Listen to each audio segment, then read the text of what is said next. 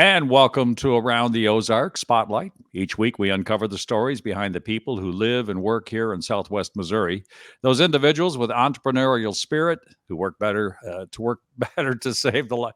I really messed that up. And we're not going to start over. So we'll just go because it's a podcast. We can get away with this. Those individuals with entrepreneurial spirit who work to better the lives of others or put pen to paper to write books about the stories and history of the people here in the Ozarks. I'm your host, Scott Meier. And today we're going to explore the world of retirement, interestingly enough, because this guy has retired more times than the old saying, Carter's has pills. And I'm sure he's probably not even done. But my guest today is Greg Burris. Greg is the former city manager of Springfield, co-founder of the Give 5 program, which I'm sure he's going to touch on. And also soon to be the former executive director of United Way of the Ozarks, which is one of the reasons that we've got you back. Greg has been on the program a couple of times before. He's always got fun things to talk about. But today, let's talk about retirement. Greg Burris, how are you? I'm good. How are you, Scott? Excellent. You're never short on words. Just me? Well, you know what? I took your advice and I'm 80%. So I still work about 20% of the time. I'd go BS crazy if I was...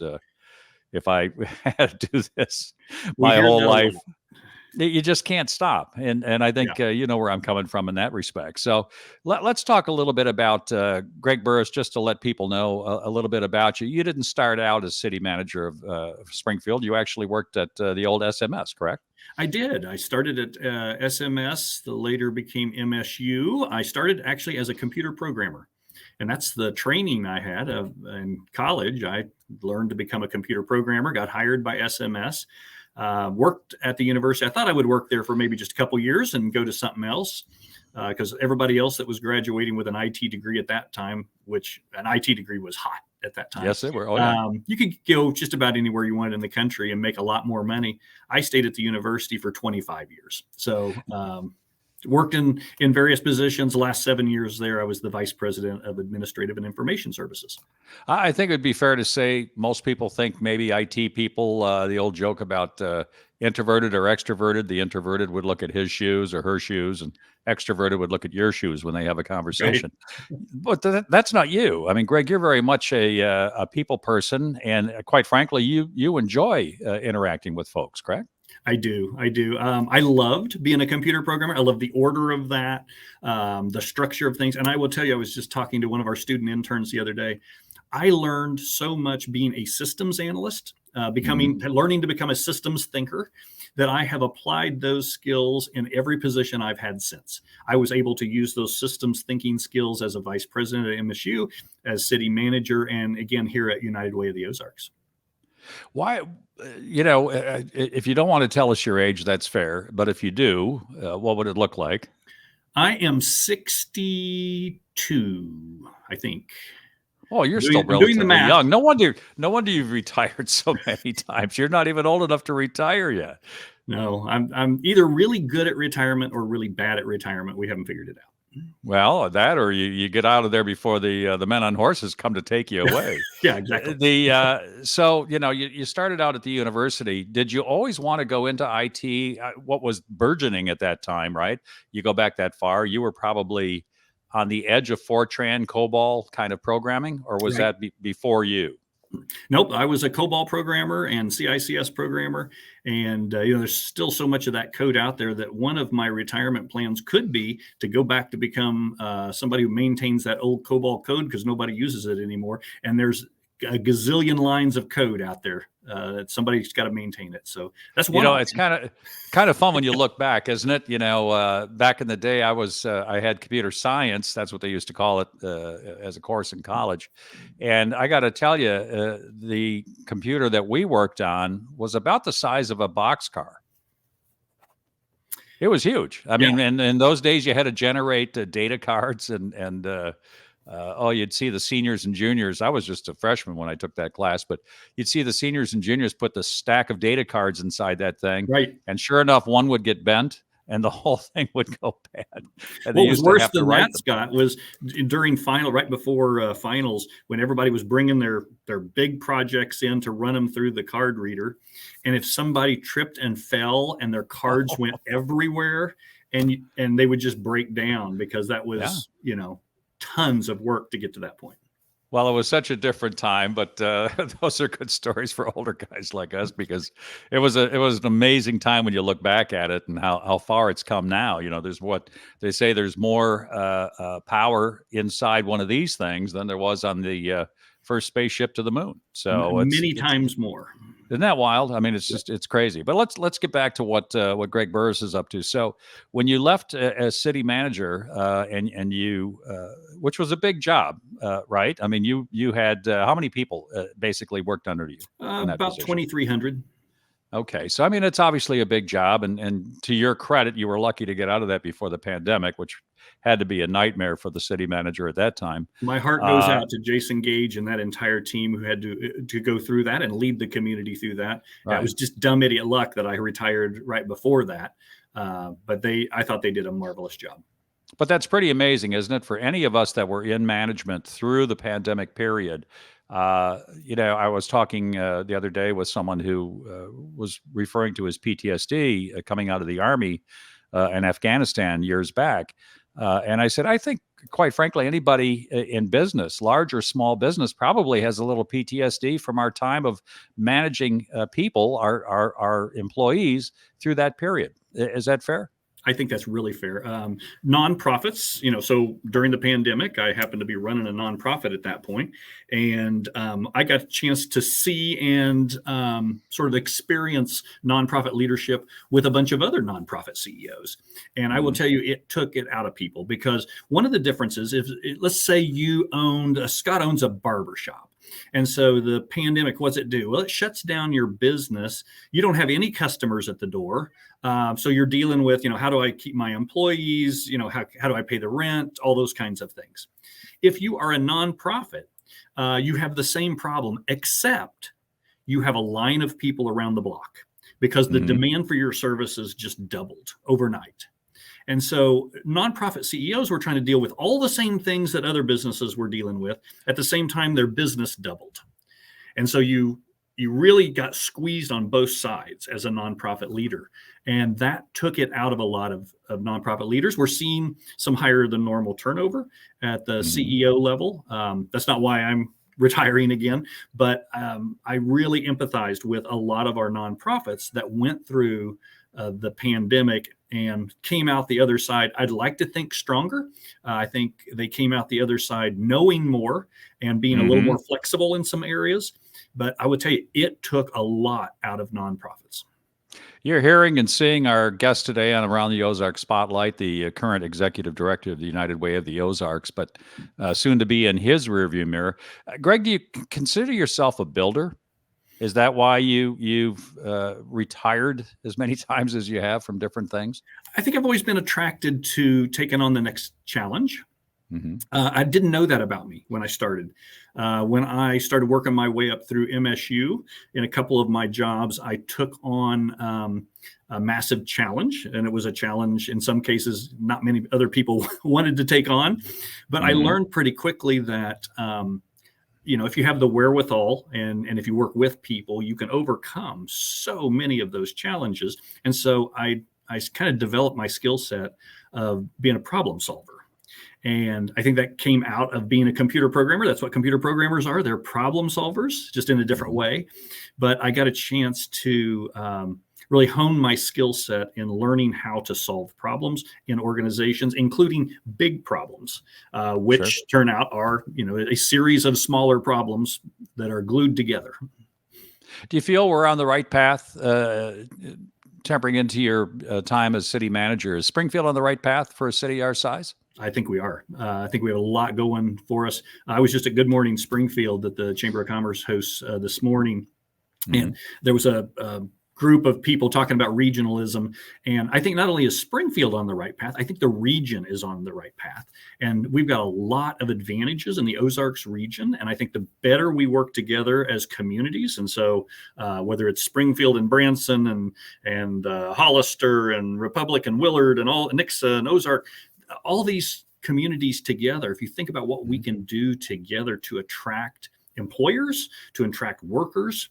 The labor curve inverted in April of 2018. That was the first time in the history of the country that we had more jobs than workers available to fill them. That goes on for another 20 years. So that's not a blip on the radar screen. It is not a result of COVID, which so many people think it's just COVID and the federal money that was available and all the workers are going to come streaming back. No, it's a numbers game. And so if you actually look at the numbers, you realize, wow, those communities that are able to attract and retain workers are going to be the winners. Think about what we have as an advantage in our natural environment. It's just a beautiful area to live. It's a friendly area. There's just a lot of advantages that we have that other communities would kill for. That's a really good point. I've had people ask me about Springfield that aren't familiar with this area. And I said, it reminds me a great deal. We used to do a lot of work in Nashville in the late 80s and early 90s. And Nashville was a sleepy little town. It had Music Row. But beyond that, it was, just a pretty sleepy little town in the middle of Tennessee. Look at Nashville today. Now, I'm hoping Springfield never becomes that. I mean, Nashville right now is so under highwayed, and they have so many issues with so many people coming into that city, which I think is it's like 1,000 a day. I mean, it's a crazy number. But is it fair to draw that comparison in your mind's eye between what Springfield is and what Nashville has kind of become as what had been a haven for people to go to for a little quieter, a little less noise, little prettier and not quite as hectic, but still have a big city feel? I'll give you a diplomatic answer, somewhat. You should, because you've been in government so long. Right, of course, it's diplomatic. We have a lot going for us. I think your point is well taken. Nashville outgrew its infrastructure, so you had at one point they had 100 musicians coming to Nashville every day. And if it's 1,000 people moving to Nashville every day, it's really easy to outgrow your infrastructure. I'm a bigger fan of controlled growth. You want to grow, but at a controlled level where your infrastructure can keep up with the population growth. And I think we're doing that. I think that the city and the county have good plans in place to continue to provide the infrastructure so we can grow. And so if you'll notice what's happening, those people who've been around here a long time, like I have, Springfield and Nixa used to be separate communities. We have now merged. And so, you look at all the different communities around Springfield, you can't tell when you're leaving one and entering the next for the most part. So that will only continue. So I get a kick out of ourselves as a regional group. Sure. I get a kick out of when you see the population signs when you're driving into town from somewhere else. And, I think it's 162,000. And we've only lived here 8 years. I'll tell you, the traffic alone, in my mind's eye, has doubled from what it was 8 years ago. And I don't think those signs reflect exactly what's going on in this area in terms of population growth. Those signs tell you how many people sleep here at night. What happens is during the day, our population doubles because people move in or come in to work from Marshfield, Nixa, Ozarks, Branson, all these different areas. And so our population literally doubles. We're also the medical hub. We're a recreation hub, and we're a shopping hub for the region. So for all those reasons, education. Education as well. People are coming into our community. So our population literally doubles overnight. During the day, and then at night, half the population goes to other communities and half stay here. Right. Well, we're about a minute away from our break, and once we come back from the break, we're going to talk deeply about what kind of work you've accomplished at United Way of the Ozarks, in addition to what's next for this guy. My guest right now is Greg Burris. Greg, on Around the Ozarks Spotlight, is the current executive director of United Way of the Ozarks. Quickly, you've got a minute here before the break. Let's talk about another great passion of yours, which is the Give 5 program. Can you tell us a little update on that? Yeah, we're getting ready to host our 24th class of Give 5 here in Springfield and Greene County. It is my passion because I get a chance to kind of experience the goosebump moments when we have retirees in our community. You have to be 60 or better. We don't call it 60 or older, 60 or better, and live in Greene County to participate. But they get to experience over 5 days so much and visit 23 nonprofits and see the inspiring work that's done. They find something that touches their heart, and then, that connection is magic. It is magic, and it's magic to have somebody that thinks like you do, Greg. Otherwise, it probably wouldn't exist. Because I know you were one of the founders of that, and it We tried sounds to like an find it amazing nationally. program. We tried to You find know, it. We reached out to AARP and others and tried to find it nationally. And they said, we can't find it anywhere. If you create it, it'll be the first of its kind in the country. well, there you go. We'll be back in a moment with more on Around the Ozarks Spotlight with Greg Burris, my guest. I'm your host, Scott Meier. Back in a minute. Hey, everybody, it's Ethan and Sarah Forhetz from your favorite podcast, Around the Ozarks in 5. I'm sure you've been wondering, how can I get even more amazing stories, events, and witty banter to start my day? Well, look no further. Here we are. Sign up for our daily newsletter. You'll have what's going on around the Ozarks right at your fingertips each weekday morning. Yeah, just go to aroundtheozarks.com, click on the newsletter tab to sign up. Thanks for listening to Around the Ozarks in 5. We hope to see you in your inbox soon.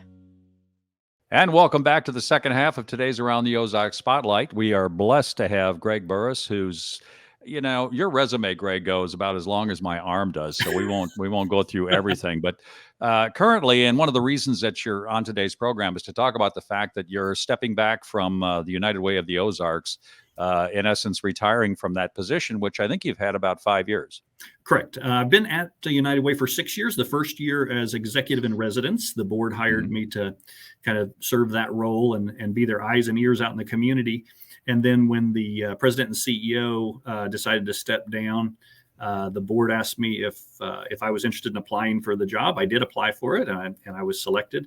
So I've done this for 5 years. And I think to your point about my resume, I think what it shows is I can't keep a job. Or like I say, you get away before everybody's at the door, banging on the door, wanting to take you out and put you on a fire somewhere. But the work you've done there has really changed the organization. I mean, you came into a situation at a time when I know giving was being pressured because of different tax requirements and things, and the organization has a lofty goal every year, and you're helping how many different charities at this point? We fund 21 programs that are hosted at 14 different nonprofits. Which I don't think anybody, I think most people don't understand that's how it works. And that when you consider an area like ours, where you've got well over 3,500 nonprofits in and around the greater Springfield area, to narrow that down to 21 is a job in itself. Well, if you think about it, most people, if they're going to invest in the stock market, for example, and try and maximize their ROI, they want the best return on investment. Some of them try and do it themselves, and some of them work with a financial manager who does this all the time.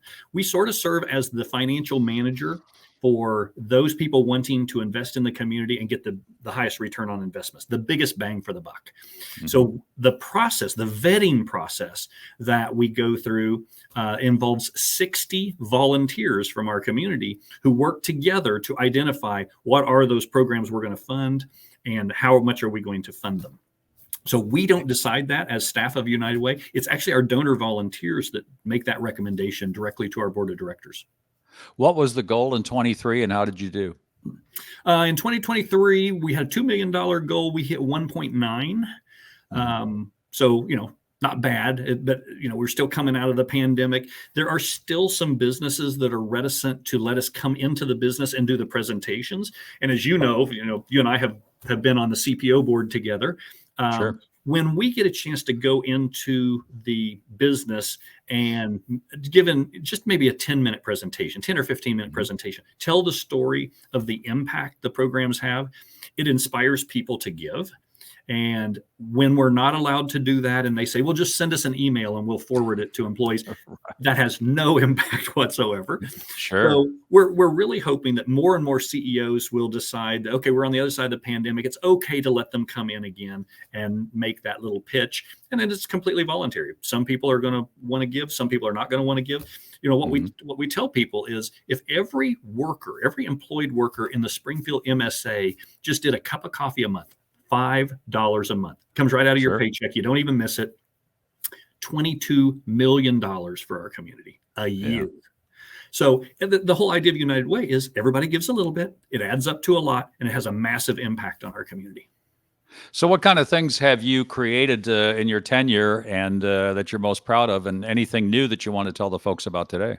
Yeah, we've changed. Well, we changed almost everything. On the back end, the way we invest the money in the community, we are now, our board made two really bold moves. And I'm really proud of our board for making these bold moves. One is to narrow the focus so it is pathways out of poverty and championing children. Those are the two areas that we focus on, and we only fund programs that are in those two areas. The other thing they did that was bold was the way we invest in those programs. We call it 60-30-10. 60% of the undesignated dollars goes into upstream programs. So these are programs that go after the root cause of social issues. So how do we get people over those barriers towards self-sufficiency? 30% of the undesignated dollars go into safety net programs, kind of what we're known for. So feeding people, housing people, those kinds of downstream issues. And then 10% is going into something that is brand new for us, which is innovation. Think of it as Shark Tank for nonprofits. And so we're encouraging innovation. We're training nonprofits to become more innovative. And then we're turning this equation around and saying, we will fund you to be innovative. So on the back end, that's some of the changes that we made. On the front end, in order to give people more ownership of their community, we have all these new programs like Community Field Trip, where we take 20 employees, teach them about their community, put them on a bus, visit 4 nonprofits quickly, come back to where we started in the afternoon. We break them up into teams, give them $100,000 of monopoly money and say, how would you fund those nonprofits? And it starts a real interesting conversation, which becomes sticky within the organization. And what we find is those employees, even after that one-day experience, end up going and volunteering at these nonprofits that they just learned about because they were inspired. You know, it's interesting. It almost sounds like the great game of business from Jack Stack in terms of getting people involved. You know, we always talk about a nonprofit, and well, yeah, we talk about this all the time in the nonprofit world. What's the why? You know, if you can get the why across to folks, they can understand if there's, you know, a finish line or not, whatever the finish line looks like. But there's so many people asking for money. It's got to be really difficult, even for organizations like United Way of the Ozarks, to keep going back again and again and again to the same people. It is tough. And you mentioned the Great Game of Business. We developed another new program in partnership with the Great Game of Business called United for Greatness. So you clever play on the names. Well, but it is a first of its kind program in the country. And what we do is we work with the Great Game coaches. We work with nonprofits. I ask the nonprofits, what's your gnarliest problem? What's that one problem you just can't get over? Maybe you don't have the skill set within your team to tackle. We take that program or problem, we break it down, make sure that we're honed in on the right core problem, and then we identify the skill sets needed to solve that problem. We go out into the community, get topic experts, and then we have a one-day workshop that is facilitated by Great Game of Business facilitators. These are world-class facilitators. And we go through a 4-step process where those topic experts from the community come together as one-day consultants for the nonprofits, and they help them over that hump. They end up getting engaged. Some of them stay engaged with that nonprofit on an ongoing basis, which is great. But they can come in, and in one day, those topic experts can have a massive impact on that nonprofit. My guest you're hearing and seeing is Greg Burris. Greg, currently the executive director of the United Way of the Ozarks here in Southwest Missouri. You told your board you're retiring. How'd that go? I did. I actually started this conversation a year ago. Then we had one of our key staff members who announced a couple of weeks later that she was pregnant and going to be out on maternity leave right at the start of the campaign. And I went back to the board and said, I can't do this to you. I will stay another 6 to 9 months and get the campaign started and maybe see it through. And a year later, I had the same conversation with the board this January and said, no, this time I'm really retiring. So I will retire effective June 30th. And a national search is already underway.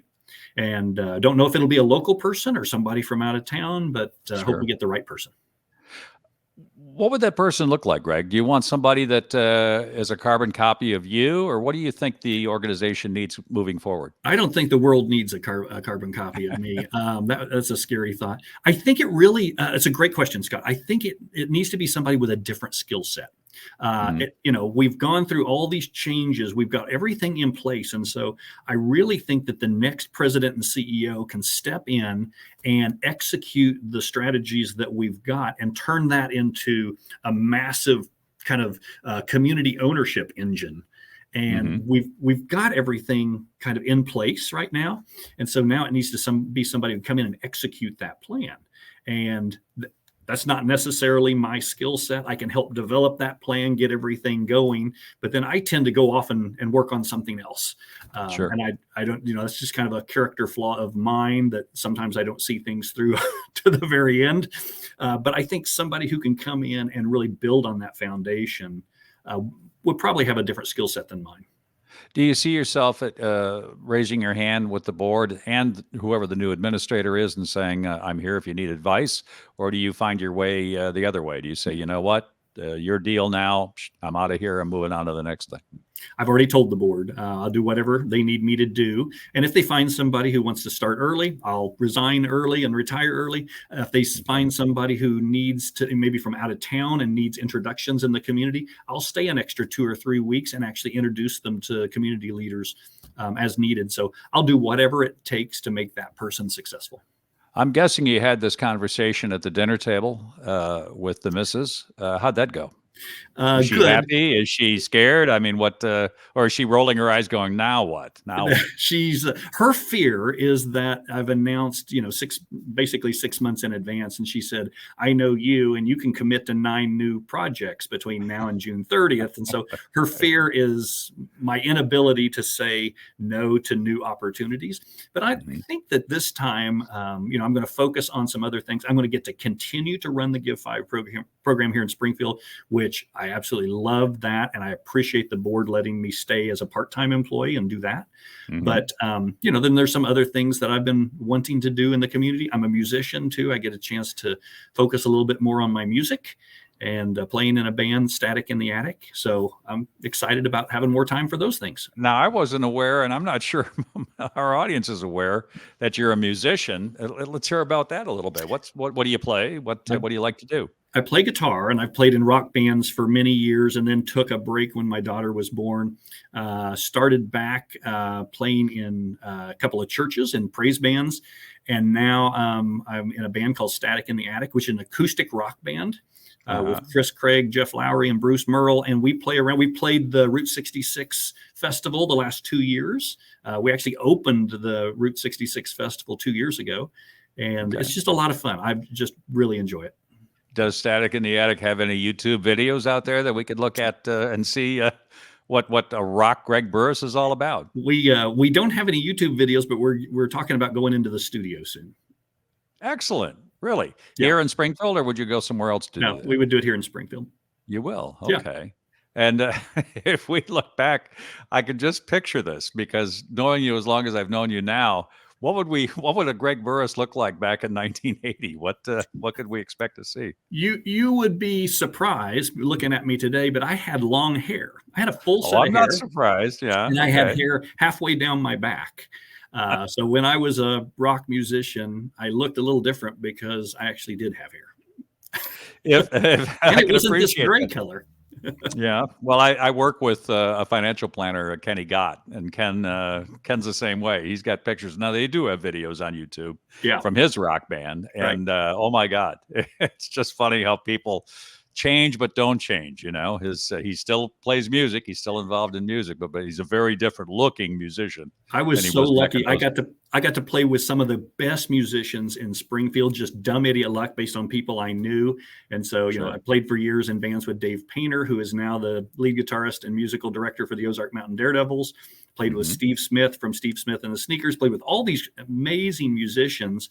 And I was always the worst musician in the band, which is the position you want to be because it makes you better. I'm not sure that the area, when you grow up in an area, you tend to just kind of see what it is, not what it has, or maybe what other areas can't do that this area does. This area's got some great performers, both musicians, Springfield Little Theater. We are blessed to have that kind of community theater here. I mean, it's as good as off-Broadway stuff that we've seen in New York.